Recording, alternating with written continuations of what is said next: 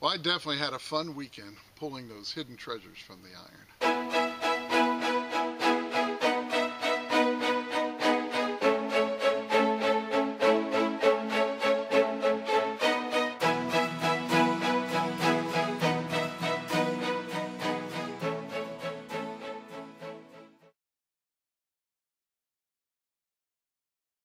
Well, welcome to Finding America. It is really nice to see you here.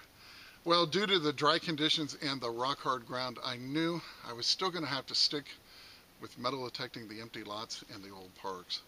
So, to start the weekend off, I decided to choose a favorite old park of mine that was once the site of an old Victorian neighborhood that was torn down back in the 1970s. Well, hunting places like this definitely requires some patience and perseverance and swinging low and slow. And yes, this park is full of iron and old trash, but if you take your time and separate the targets, you'll almost always leave with some really nice recoveries.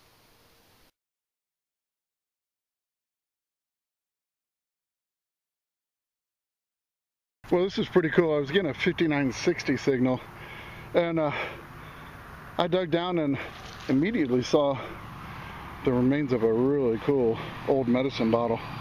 Drugstore. It says Ford Company, drugs, etc. And it looks like Maryland. Let's see if I can find that later, but that's an oldie. Early 1900s at least.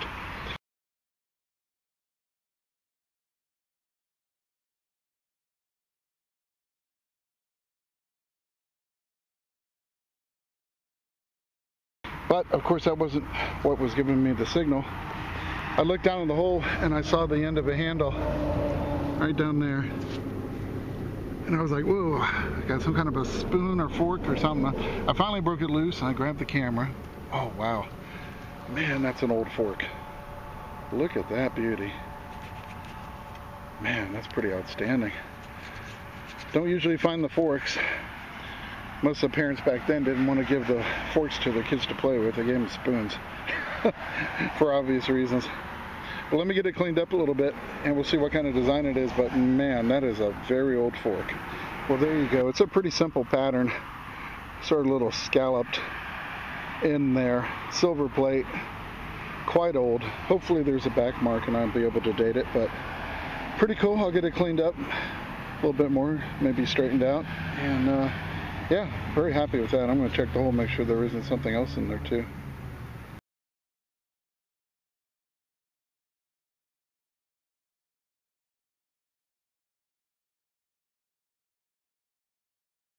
This next one, I would just call it an ugly signal.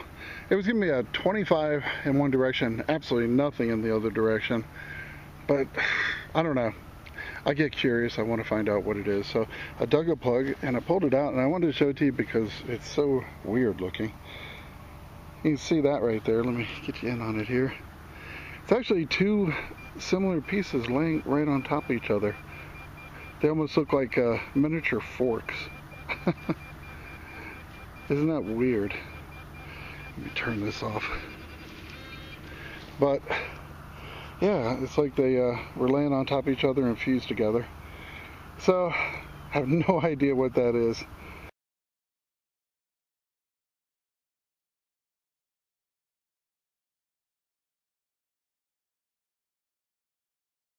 So this next one was giving me a nice solid 40. Said it was about 4 inches down. I'd say that's about right. Check that out. I think I got a button there. I just grabbed the camera. We can take a look at it together. It's just sitting right there. Just a plain one, unfortunately. Very cool though. Definitely an older jacket or some type of coat button. Definitely dates back a ways, maybe 50s or 40s. But I'll take it and keep on going here.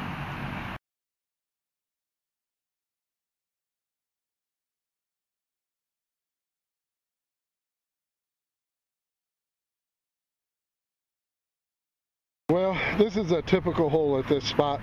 I've hunted this place for years, and I actually pulled a Morgan silver dollar out of here, and it had so much iron in it that it barely sounded like a quarter.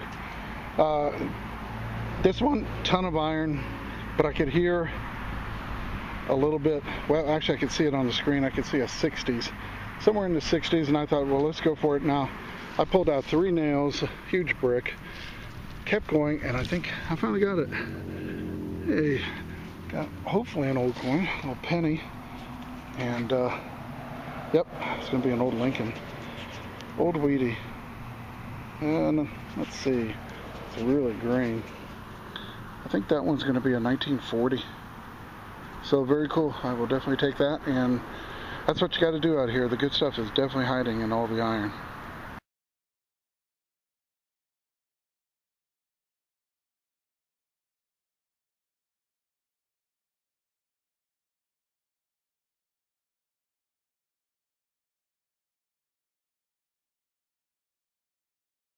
Well, I thought I'd film this one. It was giving me a 39 to 43 signal. Had a big piece of iron in the hole. That was the first thing I pulled out, and then I was still getting a signal, and I went down about 6-7 inches, and I pulled this out. Now it looks like it might have some kind of decoration or ornamentation on it, so you can almost see where it was like gold colored there. So I thought I'd film it just in case when I got home and I cleaned it up, it turned out to be interesting. But yeah, that's nice. Another old piece. Well, what do you know? I got a 40 to 43 signal here. Dug down, gave my digger a pop, and look what popped out of the dirt. Just like that. Yeah, looks like I have another railroad spike, I would imagine. So let's pull it out and see. Yep, most of it. Missing the head. But that'll work, and yeah, here comes another very cool train picture.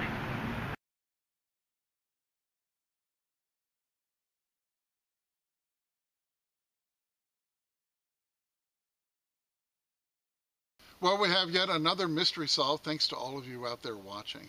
You might recall the cool old knob that I found a couple episodes ago.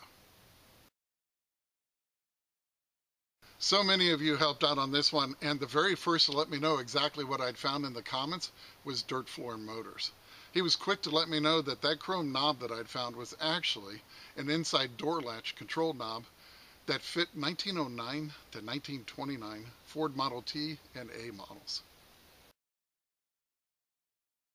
So once again, a huge thank you goes out to Dirt Floor Motors and everyone else that helped make this mystery find a mystery solved.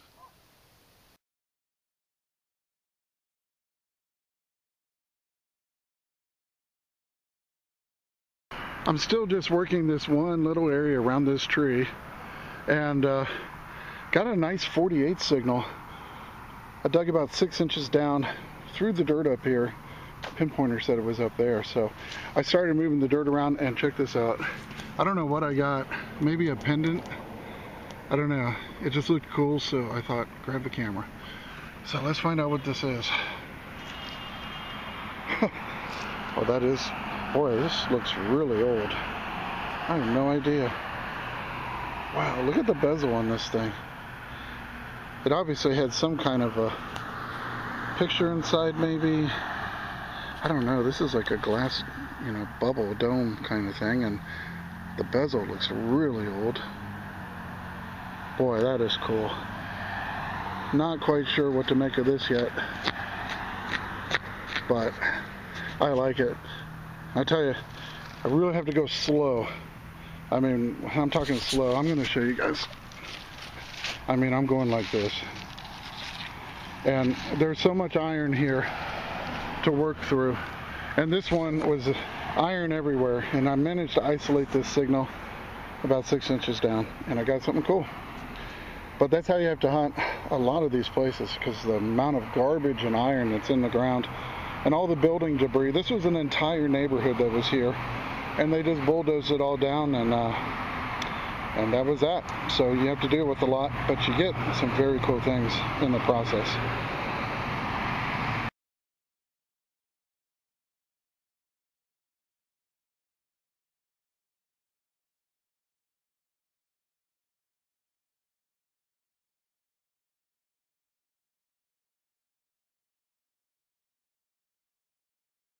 This is where the Manticore really shines. I got this signal, and it was giving me a 40 and it was showing on my screen in the iron, the upper iron region. But at the same time, I was getting a mid-70s to an 80 high tone, and that was showing on the conductive line at the same time. So I knew there was iron, and I'm pretty sure there was going to be a nice conductive target. I was hoping for a silver dime. I didn't get a silver dime, but I did get a nice old weedy. And I'll tell you what, that's a tough signal to get. I'm not sure if my earlier machines could have gotten that one. When you have the M9 and you're running sensitivity at 30, it really separates the stuff in the iron extremely well. And it paid off with this. Sorry about all the noise. It's a busy area. But I got a 45 Philadelphia. Nice weedy. And you know, I've pounded this part for years. So thrilled to be getting what I'm getting right now.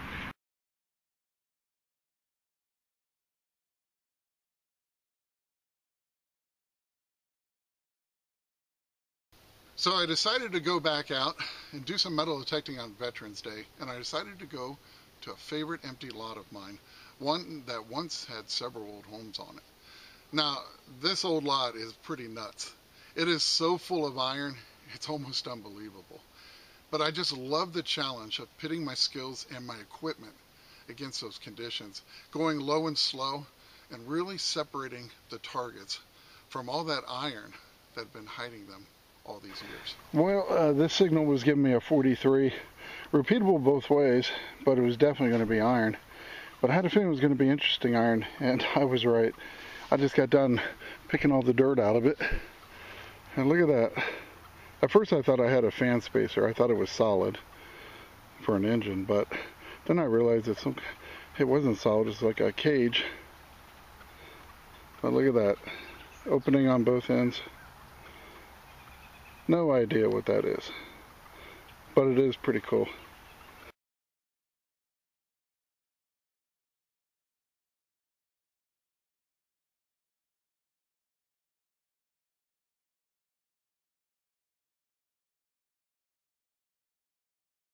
Well, got a kind of a nice little surprise in this hole.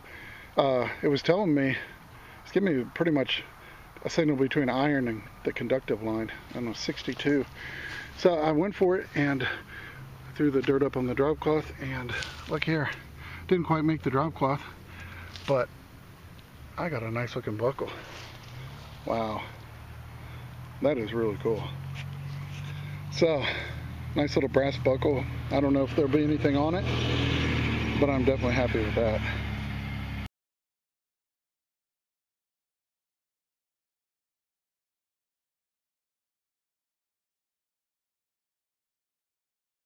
Well, this one was giving me a repeatable mid-40s signal. It was hard to tell what it was going to be, conductive or iron. And it said it was deep, and it definitely was. I went down about 10, 11 inches to get this one. Finally broke it free, and this is what I came out with. So another strange iron object, but very cool looking. But once again, don't really know what it is. I like these two ears on the piece down here. Kind of interesting. Huh. Not real sure on that one, but it's definitely old and interesting, which makes it worthwhile in my book.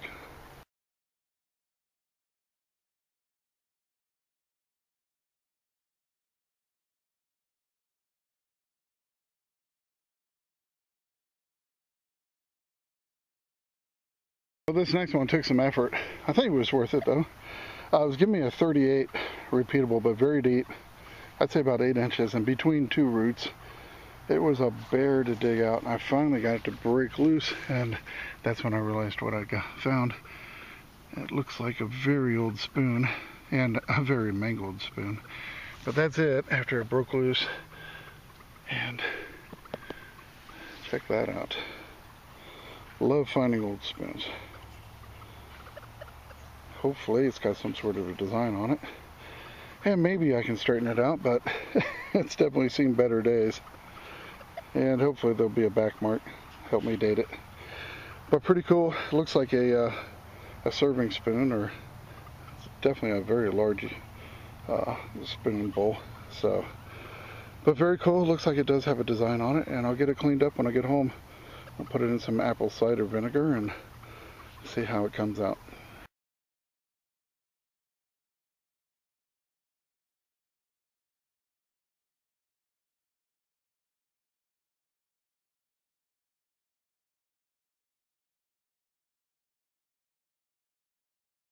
Well, so far this morning, I am Iron Man. I definitely have that song in my head right now. This target was giving me a mid-50s, pulled some nails out, kept going down, and I finally got down to this. And I'm pretty sure I know what this is. This is going to be a trunk lock mechanism, trunk lock assembly. And pretty old car, anywhere from 50s on back, could be 60s. But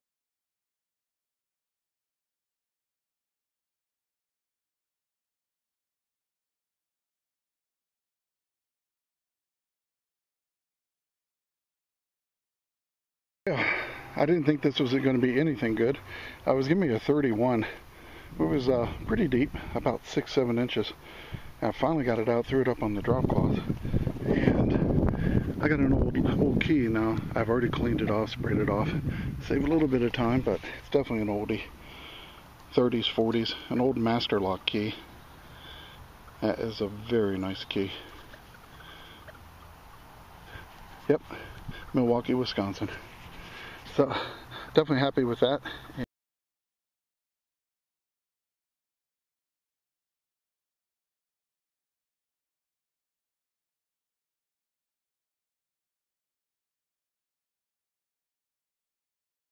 This one was giving me a mid-50 signal, right around 56, about 6 inches down, and I pulled it out, and it's kind of cool.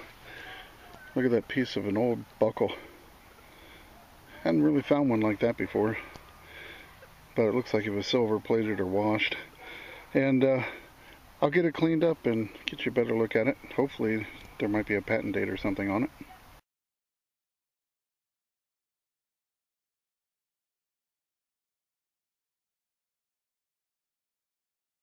Oh, this kind of interesting. Give me a 57 to 54, bouncing around there. Dug down, said it was still in the hole, and I gave it a pop next to this root, and it came out. And I'll tell you what, boy, look at how green that one is. That is an emerald green patina. I don't know what that is. It looks like a miniature vent window handle, but maybe something gun related. I don't know, it's got some serious age to it. The patina is just crazy nice. Very heavy. So, not sure exactly what's going on with that. I'm going to have to do a little research, see if I can come up with something, but that's pretty impressive. Definitely like it.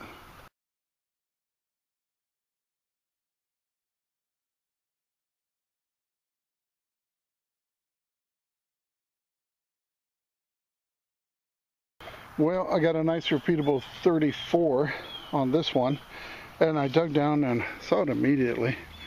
And I pulled this out, and it appears to be part of an old pocket knife. So I checked the hole, and it rang off really strongly again. And sitting a couple inches further down, there you go. There's a good portion of the pocket knife. Definitely an oldie, and might even get a maker's logo on this one. I don't know. A little hard to tell right now, but that's pretty cool.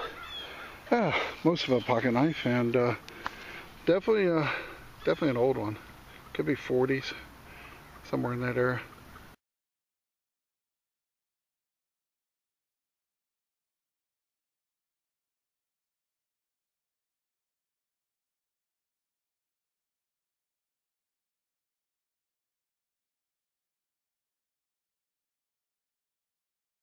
Well, I know you've heard me say this about this place before. It's got a lot of iron and a lot of big iron. And I'm not joking. Look at that big old thing there, right there. But I tell you, you got to work in between this and clear it out, because there's a lot of interesting things lying underneath and beside these things. But yeah, when I say there's a lot of big iron, I'm not kidding at all.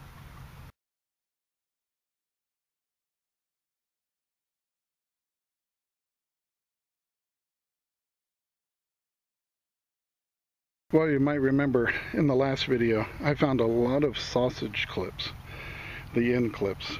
And since then I found 4, and the 4th one is kind of interesting, so I'm going to film it again. And I'm glad I was able to help a lot of people out in the last episode that have been wondering what the heck these were. But as you can see, that's another sausage clip here. But look at there. It still has the original string through the hole.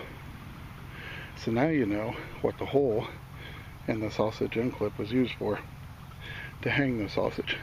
And this one still has some of the original string, which I think is very cool.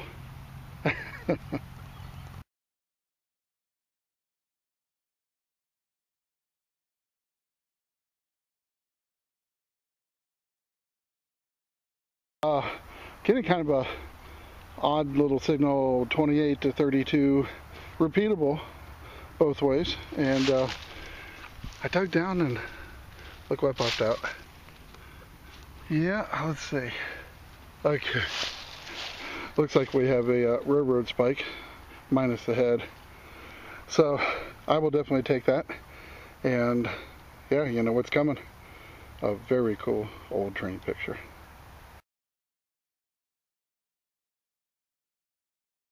Got something very nice in this hole. Got that spoon right here and just moved the coil up, and I got a nice signal in the 60s. And it was nice and repeatable, about a 63. And I pulled one huge nail out of there. And I thought, well, maybe, but no, I was getting just enough of a signal to keep going on. And about 7-8 inches down, I popped this out. Now, I thought I was going to have another workwear button, which I was thrilled about. But nope, not this time, because I don't know if you can see it. As I took a closer look at it in the dirt, I could see the stars on it. And that is way cool, because that is a U.S. Army fatigue button, jacket buttons. Very cool. It's been a long time since I've dug one of these, and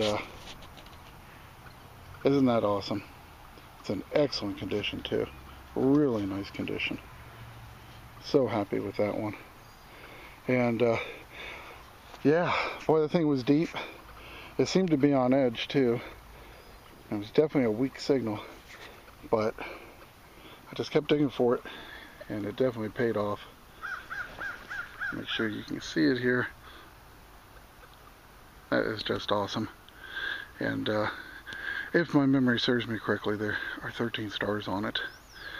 So just love it.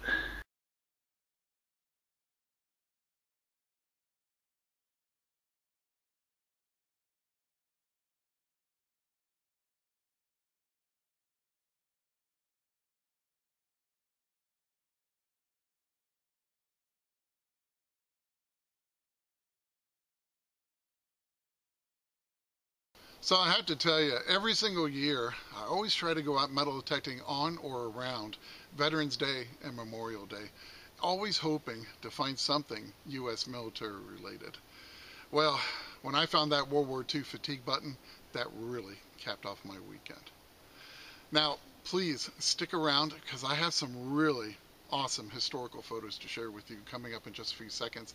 And at the end, I have a link to another great Finding America episode.